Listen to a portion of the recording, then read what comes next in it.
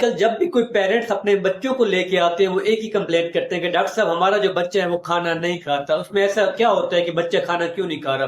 ہمارے جو لوگوں کی روٹین ہے، ہمارے جو بچوں کی روٹین ہے، ہمارے جو پیرنٹس کی روٹین ہے، وہ کیا کرتے ہیں؟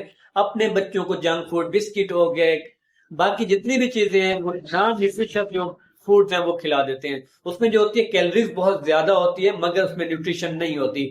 جب بچہ 4 سے 5 سال کا آتا ہے ڈاکٹر کے پاس یہی کمپلین کرتا ہے، جب ڈاکٹر صاحب اس کی ایچ بی یا سی بی سی کرواتے ہیں تو اس میں کیا ہے، ہماری ایچ بی جو ہے وہ کم ہوئی پڑی ہوتی ہے، یعنی کہ 5 سے 6 پوائنٹ پہ جا چکی ہوتی ہے.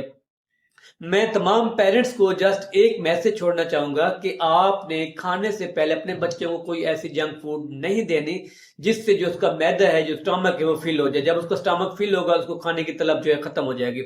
کھانے کے ٹائم پہ جب اس کو کھانا بنا کے دیں، اس کی کوشش کریں کہ آپ اس کو اپنے ہاتھوں سے کھلائیں، یا کوشش کریں ایک ایسی پلیٹ بنائیں اس پلیٹ کے اندر وہ ساری چیزیں اویلیبل ہوں جو بچہ آپ کو لگے کہ میرا بچہ یہ کھا سکتا ہے.